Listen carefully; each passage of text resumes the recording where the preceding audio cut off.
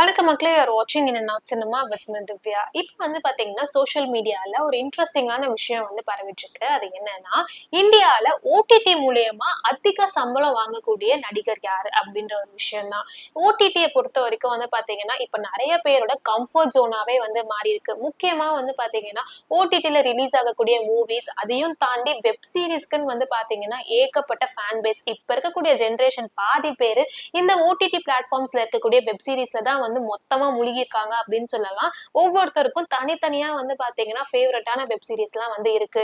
அப்படி பாத்தீங்கன்னா இந்தியால ஓடிடி மூலியமா அதிக சம்பளம் வாங்கக்கூடிய நடிகர்கள் யாரு அப்படின்ற லிஸ்ட சோஷியல் மீடியால ஷேர் பண்ணியிருந்தாங்க.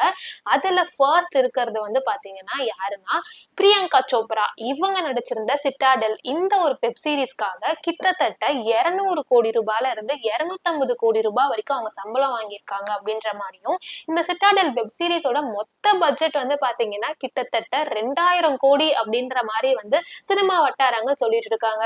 என்னது, ஒரு வெப் சீரிஸ்ல நடிக்கிறதுக்காக 200 கோடியா அப்படின்ற மாதிரி தான் பாத்தீங்கன்னா செம்ம ஷாக் ஆகி பயங்கரமா எல்லாரையும் சர்ப்ரைஸ் பண்ணியிருக்காங்க பிரியங்கா சோப்ரா. இதுல பாத்தீங்கன்னா இந்த லிஸ்ட்ல அதுக்கப்புறம் அஜய் தேவன், ஆலியா பட் அப்படின்னு இவங்கெல்லாம் கூட இருக்காங்க. இருந்தாலும் பாத்தீங்கன்னா ஒரு வெப் சீரிஸ்க்காக 25 மில்லியன் நம்ம இந்தியன் டாலர்ல 200 கோடி வாங்கக்கூடிய பிரியங்கா சோப்ரா தான் இந்த லிஸ்ட்ல ஃபர்ஸ்ட் இருக்காங்க. இதுல என்னன்னு பாத்தீங்கன்னா அவங்க நடிச்ச அந்த சிட்டாடெலோட இந்தியன் வெர்ஷன்ல இப்ப சமந்தா தான் நடிச்சிட்டு இருக்காங்க. அந்த வெப் சீரிஸ்க்காக சமந்தா பாத்தீங்கன்னா எவ்வளவு சேலரி வாங்குறாங்க அப்படின்ற அப்டேட் எல்லாம் கூடிய சீக்கிரம் வெளியாகும் போல. இருந்தாலும் ஒரு வெப் சீரிஸ்க்கு 200 கோடியா, இதை பத்தி என்ன நினைக்கிறீங்க அப்படின்றதெல்லாம் கமெண்ட் பாக்ஸ்ல ஷேர் பண்ணுங்க. இந்த மாதிரி ரெகுலரான இன்ட்ரெஸ்டிங்கான அப்டேட்ஸ்க்கு மறக்காம சப்ஸ்கிரைப் பண்ணுங்க.